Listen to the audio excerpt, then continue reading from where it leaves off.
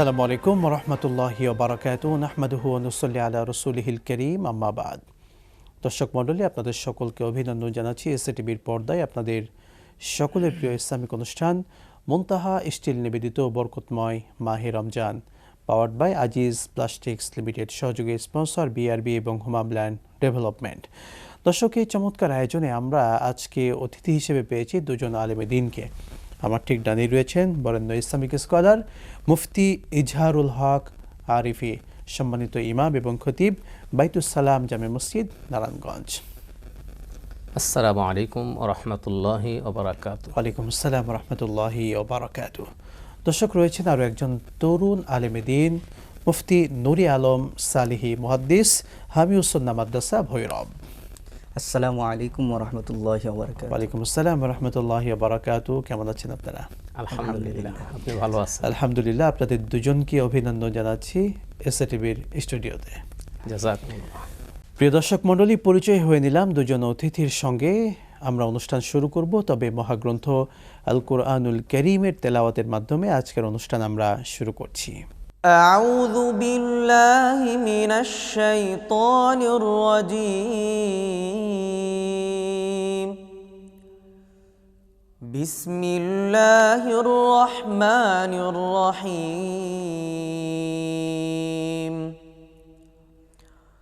وبرزت الجحيم للغاوين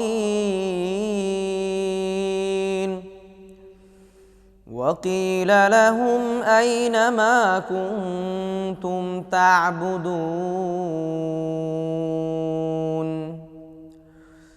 من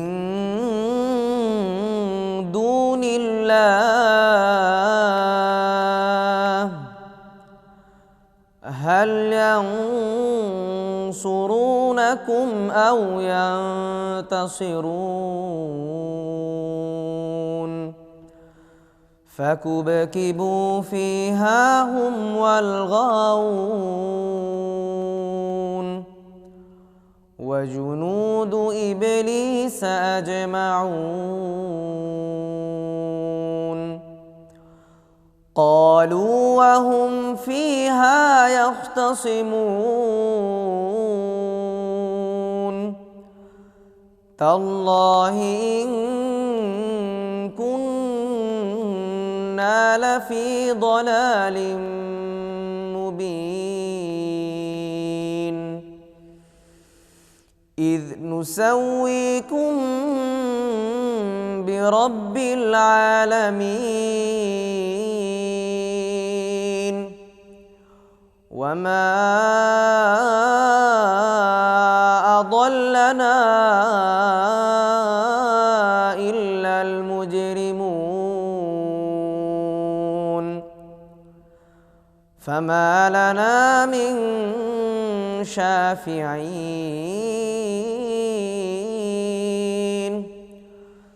صدق الله العظيم। আলহামদুলিল্লাহ, চমৎকার কণ্ঠে আল্লাহ সুবহানাহু ওয়া তাআলার কালামের বাণী আমরা শুনলাম। প্রিয় দর্শক মণ্ডলী, এবারে আমরা মূল আলোচনায় প্রবেশ করব। আজকে আমরা আলোচনা করতে চাই সন্তানের প্রতি বাবা মা কি দায়িত্ব পালন করবেন। সন্তান বাবা মায়ের কাছে বড় একটি আমানত, গুরুত্বপূর্ণ এবং খুবই আদরের একটি জিনিস। কিন্তু সন্তানকে আদর ভালোবাসার পাশাপাশি ইসলাম কিছু দায়িত্ব দিয়েছে, যে দায়িত্বগুলো সন্তান যখন মায়ের গর্ভে আসে তখন থেকে তাদের প্রতি দায়িত্ব থাকে। গর্ভে আসার সময়, যখন দুনিয়াতে ভূমিষ্ঠ হয়, তখন বড় হওয়া পর্যন্ত দায়িত্ব থেকে যায়। কি সেই দায়িত্বগুলো, চলুন জেনে আসি। শেখ, আমরা আপনার কাছে প্রথমেই জানতে চাই বাবা মায়ের প্রতি অর্থাৎ পিতামাতা সন্তানের প্রতি কী কী দায়িত্ব পালন করবে, কোরআন সুন্নাহ কি শিক্ষা দেয়? নাহমাদুহু ওয়া নুসাল্লি আলা রাসূলিহিল কারীম আম্মা বাদ। সম্মানিত দর্শক শ্রোতা, এই পৃথিবীতে আল্লাহ রাব্বুল আলামিন আমাদেরকে পাঠিয়েছেন। মহান আল্লাহ তাআলা সূরাতুল কাহাফ 46 নম্বর আয়াতের মধ্যে বলেন, আল মালু আল বানুনা জিনাতুল হায়াতুদ দুনিয়া। সম্পদ এবং সন্তান এই পৃথিবীর শোভা। এই সন্তান যদি আমরা সুসন্তান হিসাবে গড়তে পারি, আদর্শ সন্তান হিসাবে গড়তে পারি, এই সন্তানের মাধ্যমে আমরা দুনিয়াতে সুখ শান্তি এবং পরকালে মুক্তির আশা করতে পারি। আর এই দুনিয়ার সুখ শান্তি এবং পরকালের মুক্তি পাওয়ার জন্য এই সন্তানের প্রতি পিতামাতার কিছু মৌলিক দায়িত্ব রয়েছে। তার মাঝে প্রধানত যে দায়িত্বটি সন্তান পৃথিবীতে আসার আগেই বর্তায়, সেটি হলো এই সন্তানের জন্য ভালো একটি নেককার মা নির্বাচন করা। কারণ হাদিস শরীফে রাসূল সাল্লাল্লাহু আলাইহি ওয়াসাল্লাম বলেছেন, তুনকাহুল মারআতু লিআরবাইন, তোমরা কোনো মেয়েকে 4টি গুণ দেখে তাকে বিবাহ করবে। তুনকাহুল মারআতু লিআরবাইন, 4টি গুণ দেখে তাকে বিবাহ করবা। 1 নাম্বার তার মাল দেখে, 2 নাম্বার তার বংশ দেখে, 3 নাম্বার তার সৌন্দর্য দেখে, 4 নাম্বার তার দিনদারি দেখে, ধার্মিকতা দেখে। ফাসফার বিজাতিদ দিন, রাসূল সাল্লাল্লাহু আলাইহি ওয়াসাল্লাম সর্বশেষ বলেছেন যে তোমরা ধার্মিকতাকে প্রাধান্য দিবা। এই হাদিসের মাধ্যমে রাসূল সাল্লাল্লাহু আলাইহি ওয়াসাল্লাম সন্তানের একটি ভালো মা নির্বাচিত করার জন্য আমাদেরকে উদ্বুদ্ধ করেছেন। হাকিমুল উম্মত মুজাদ্দিদ মিল্লাত শাহ আশরাফ আলী থানভী রহমতুল্লাহি আলাই আমলে কোরআনী নামক বইয়ের মধ্যে লিখেছেন যে কোনো দম্পতির যদি সন্তান না হয়, তারা যদি 5 ওয়াক্ত নামাজের পরে এই আয়াতটি বেশি বেশি পড়ে, আল্লাহ তাআলা তাদেরকে নেককার সন্তান দান করবেন। সুবহানাল্লাহ। সম্মানিত দর্শক, আমরা এই আমলটা করতে পারি ইনশাআল্লাহ। সন্তান পৃথিবীতে শুভাগমনের সময় পিতামাতার উপর কিছু মৌলিক দায়িত্ব রয়েছে। তার মধ্যে হলো, আপনি চমৎকারভাবে যখন সন্তান দুনিয়াতে আসার বহু আগেই মা যখন নির্বাচন করতে হবে, আপনি গুরুত্বপূর্ণ কিছু পয়েন্ট বলেছেন। শুনবো আপনার থেকে আবারও। আমরা মুফতি নূরে আলম সালেহী আপনার কাছে আসতে চাই।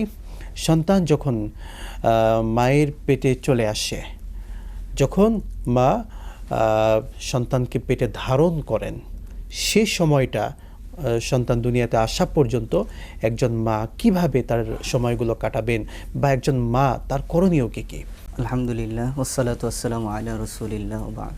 আলহামদুলিল্লাহ, আপনি খুব সুন্দর একটি এবং গুরুত্বপূর্ণ একটি বিষয় আমাকে জিজ্ঞাসা করেছেন। আসলে একটা সন্তান যখন মায়ের গর্ভে আসে, তখন এটা খুবই গুরুত্বপূর্ণ সময় থাকে। জি।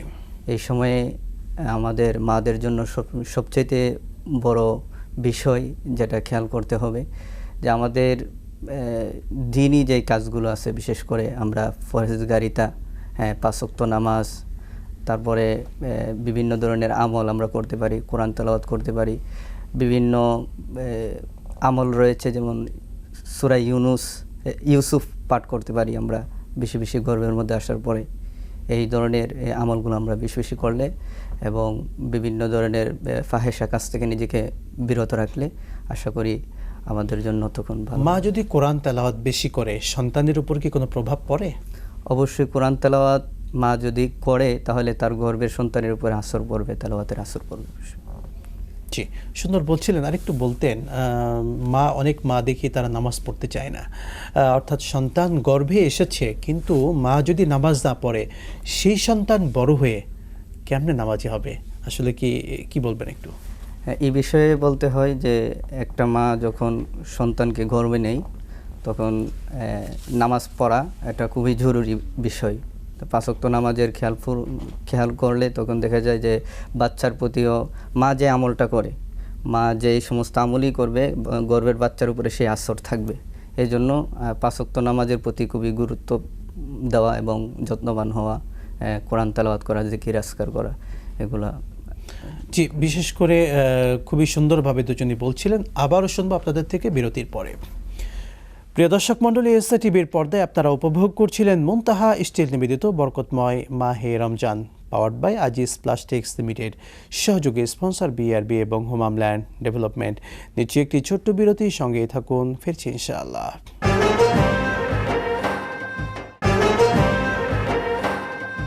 বিরতির পর আবারও স্বাগত জানাচ্ছি দর্শক মণ্ডলী আপনাদের সকলকে এসএ টিভির পর্দায় আপনাদের প্রিয় অনুষ্ঠান মুনতাহা স্টিল নিবেদিত বরকতময় মাহে রমজান, powered by Aziz plastics limited, সহযোগী স্পন্সর বিআরবি এবং হোমল্যান্ড ডেভেলপমেন্ট। আপনারা দুজনই বিরতির পূর্বে খুবই চমৎকারভাবে বলছিলেন। আপনার কাছে মোহতারাম আবারও আসতে চাই, সন্তান দুনিয়াতে ভূমিষ্ঠ হওয়ার পরে আমরা কি দায়িত্ব পালন করব বাবা মা হিসেবে? সন্তান দুনিয়াতে আগমন করার পরে, জন্মগ্রহণ করার পরে আমাদের রাসূল সাল্লাল্লাহু আলাইহি সাল্লামের কিছু আমল আমরা হাদিস শরীফের মধ্যে পেয়েছি। এগুলোকে সুন্নাহ বলা হয়। বিশেষ করে আমাদের সমাজের মধ্যে যে সমস্ত সুন্নতকে আমরা অগ্রাধিকার দিই, অনেকে এই আকিকা করে, আকিকাটাকে আমরা সবাই কি অগ্রাধিকার দিচ্ছি, কিন্তু এর থেকেও গুরুত্বপূর্ণ কিছু সুন্নাহ রয়ে যায় যেগুলো আমরা গুরুত্ব দিই না। যেমন এর মধ্যে প্রথমত হলো সন্তান জন্মগ্রহণ করার পরে প্রথম যে সুন্নত আদায় করতে হবে সেটা হলো ডান কানে আজান, বাম কানে একামত দেওয়া। যেমন হাদিস শরীফের মধ্যে আছে রাসূল সাল্লাল্লাহু আলাইহি ওয়াসাল্লাম উনি হাসান রাদিয়াল্লাহু তাআলা আনহুর জন্মের পরে ওনার কানের মধ্যে আজান দিয়েছেন। তার মানে বোঝা যায় যে একটা বাচ্চা শিশু সে জন্মগ্রহণ করার পরে, মুসলিম শিশু জন্মগ্রহণ করার পরে তাকে প্রথমে কি আজান দিতে হবে, একামত, বাম কানে একামত দিতে হবে। দ্বিতীয়ত হলো তাহনিক করা। তাহনিক এটা খেজুর ছিবিয়ে তার ছোট বাচ্চার তালুতে লাগিয়ে দেওয়া, এটার নাম, এটাকে একজন বিজ্ঞ আলেম যারা আছেন তাদের শরণাপন্ন হয়ে মূলত তাদের দোয়া নেওয়াটা এখানে মূল উদ্দেশ্য। যে এরপরে হলো আমাদের এরপরে সন্তানের সুন্দর একটা নাম রাখতে হবে। এটা হলো সবচেয়ে বেশি গুরুত্বপূর্ণ যে নাম রাখাটা, কারণ একটা বাচ্চা তার জীবনের মধ্যে আসর পরে নামের উপরে। যেমন হাদিস শরীফের মধ্যে আছে আল্লাহ পাক রব্বুল আলামিনের কাছে দুইটা নাম হচ্ছে সবচেয়ে বেশি পছন্দনীয়, একটা হলো আব্দুর রহমান আর একটা হলো আব্দুর রহিম। তো আমরা অনেকেই এই দুইটা নামকে পুরাতন মনে করি, আমরা নতুন নতুন নাম রাখি যে নামগুলো অর্থর দিক দিয়ে অনেক বাজে বা যেগুলোর সুন্দর কোনো অর্থ নাই। এই নামগুলো থেকে আমরা ইনশাল্লাহ বেঁচে থাকবো, আর ইসলামিক সুন্দর নামগুলো যাচাই করে বাচ্চাদের জন্য রাখবো। খুবই সুন্দরভাবে বলছিলেন শেখ। আপনার কাছে আসতে চাই, সন্তান নিয়ে তো আমরা অনেকগুলো বিষয় শুনলাম। সন্তানদেরকে বড় করার ক্ষেত্রে বেসিক শিক্ষাটা, অর্থাৎ মৌলিক যে শিক্ষা হবে সেটা কি হওয়া উচিত? বাবা মা কি শিক্ষাটা তাকে মৌলিক দেবেন? জি আলহামদুলিল্লাহ, সন্তান যখন বাড়তে থাকবে তখন সন্তানের প্রথম শব্দটি যেন আল্লাহ শব্দ হয়। হাদিস শরীফে এই ব্যাপারে নির্দেশনা এসেছে, সন্তানের প্রথম কথাটি যেন কালিমা হয়, লা ইলাহা ইল্লাল্লাহু মুহাম্মাদুর রাসূলুল্লাহ। তারপর সন্তান যখন আস্তে আস্তে বাড়তে থাকবে, সন্তানকে বাবা মা বিশেষ করে খুব যত্নের সাথে খেয়াল রাখা যাতে করে ইসলামিক ভাবধারায় সন্তানটা বড় হয়, বেঁচে ওঠে। 7 বছর বয়সে রাসূল সাল্লাল্লাহু আলাইহি ওয়াসাল্লাম হাদিস শরীফের মধ্যে নির্দেশ দিয়েছেন। এটা সূরা তাহার 132 নম্বর আয়াতের মধ্যে আল্লাহ তাআলাও বলেন, অমুর আহলাকা বিসসালাতি ওয়াসতাবির আলাইহা। আপনি নামাজের আদেশ করুন পরিবারকে এবং আপনি নিজেও তার মধ্যে অবিচল থাকুন। হাদিস শরীফে রাসূল সাল্লাল্লাহু আলাইহি ওয়াসাল্লাম বলেছেন, মুরু আওলাদুকুম বিসসালাত ওহুম আবনাউ সাবউ সিনিন। তোমরা সন্তানের যখন 7 বছর বয়স হয় তাদেরকে নামাজের নির্দেশ দাও, এবং 10 বছর যখন হয় এই জন্য তাদেরকে শাসন করো এবং তাদের বিছানা আলাদা করে দাও। তা আরেকটা বিষয় হলো গুরুত্বপূর্ণ, রাসূল সাল্লাল্লাহু আলাইহি ওয়াসাল্লাম বলেছেন, তালাবুল ইলমি ফারিদাতুন আলা কুল্লি মুসলিম। প্রত্যেক মুসলিমকে দ্বীনের ইলম, ফরজিয়াত যে ইলমগুলো রয়েছে সেটা অর্জন করা ফরজ। এই ব্যাপারেও আমাদেরকে লক্ষ্য রাখতে হবে। হযরত আলী রাদিয়াল্লাহু তাআলা আনহু থেকে বর্ণিত রয়েছে, তিনি বলেন, তুমি তোমার সন্তানকে কোরআন শরীফ শিক্ষা দেওয়াও। আর হযরত ইমাম গাজালি রহমতুল্লাহি আলাই একটি বই লিখেছেন, বইটির নাম হলো হে বৎস। এই বইয়ের মধ্যে উনি লিখেছেন যে পিতামাতা সন্তানের জন্য হলো একজন কৃষকের মতো। কৃষক যেমন তার ফসলের জমি থেকে কাটা এবং আগাছাগুলোকে উপড়ে দূরে নিক্ষেপ করে দেয় যাতে করে তার ফসল সুন্দরভাবে বড় হতে পারে, ঠিক তদ্রূপ পিতামাতার উপর দায়িত্ব, গুরু দায়িত্ব এটা যে সন্তানকে কুসংস্কৃতি থেকে, গুনাহ থেকে, অন্য ধরনের বাজে বন্ধুবান্ধব বা ফ্রেন্ড সার্কেলের সাথে বড় না হয়, এভাবে খুব যত্ন নিয়ে তাকে সুসন্তান হিসাবে প্রতিষ্ঠিত করা। জি, খুবই চমৎকারভাবে বলছিলেন। আবারও শুনবো বিরতির পরে দুজন থেকেই। দর্শক, এসটিভির পর্দায় আপনারা উপভোগ করছিলেন আপনাদের প্রিয় অনুষ্ঠান মুনতাহা স্টিল নিবেদিত বরকতময় মাহে রমজান, powered by Aziz plastics limited, সহযোগী স্পন্সর বিআরবি এবং হোমল্যান্ড ডেভেলপমেন্ট। নিচ্ছি আরও একটি ছোট্ট বিরতি, সঙ্গেই থাকুন, ফিরছি ইনশাআল্লাহ।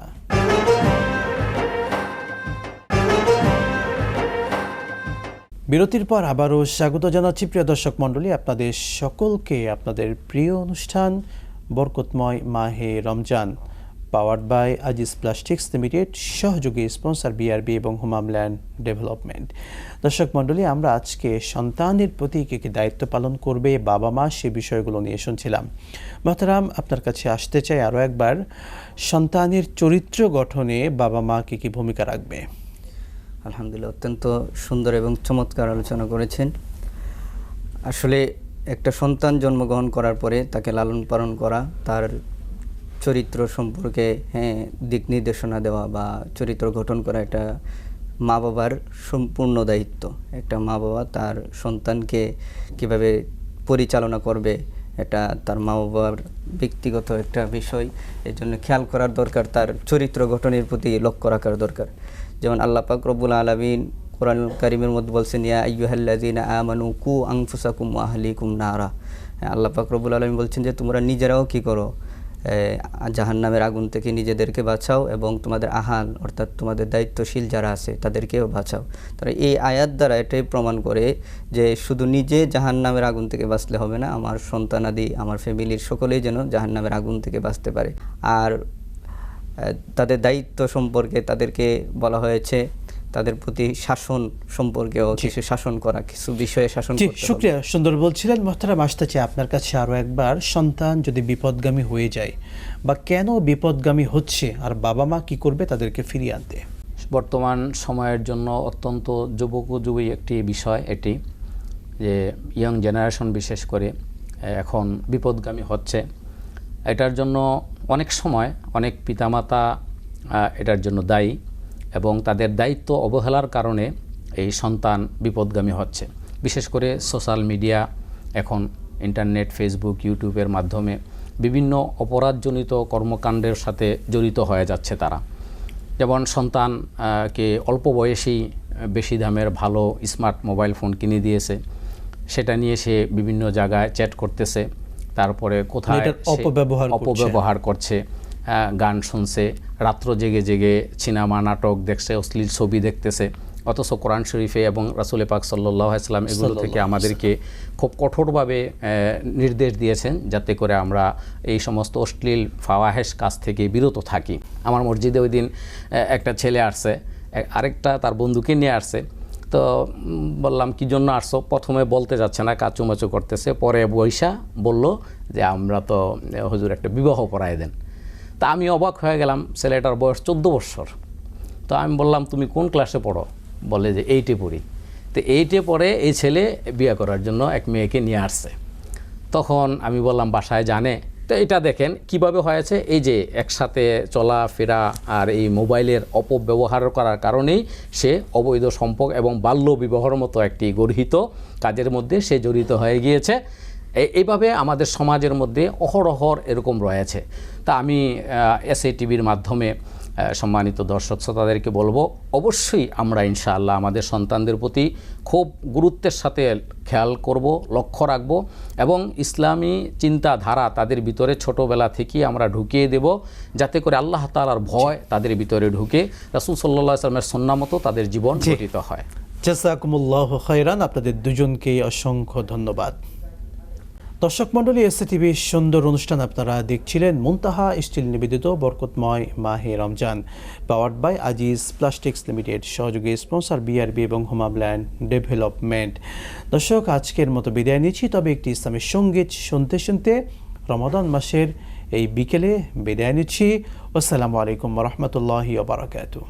বাবা তুমি কেমন আছো, ছোট্ট মাটির ঘরে তোমার কথা হৃদয় মাঝে পড়ছে বারে বারে। বাবা তুমি কেমন আছো, ছোট্ট মাটির ঘরে তোমার কথা হৃদয় মাঝে পড়ছে বারে বারে। বাবা গো বাবা, বাবা গো বাবা, বাবা গো বাবা, বাবা গো বাবা। এত আদর এত স্নেহ তোমার কাছে পেলাম, সব কিছু হারিয়ে আজকে নিঃস্ব হয়ে গেলাম। এত আদর এত স্নেহ তোমার কাছে পেলাম,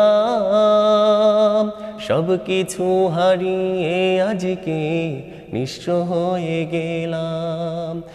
ভালোবাসি তোমায় বাবা, বুকটা যে যাই ছিঁড়ে। ভালোবাসি তোমায় বাবা, বুকটা যে যাই ছিঁড়ে। তোমার কথা হৃদয় মাঝে পড়ছে বারে বারে। বাবা গো বাবা, বাবা গো বাবা। এত আদর এত স্নেহ তোমার কাছে পেলাম, সব কিছু হারিয়ে আজকে নিঃস্ব হয়ে গেলাম। ভালোবাসি তোমায় বাবা, বুকটা যে চাই ছিঁড়ে। ভালোবাসি তোমায় বাবা, বুকটা যে চাই ছিঁড়ে। তোমার কথা হৃদয় মাঝে পড়ছে বারে বারে। বাবা গো বাবা, বাবা গো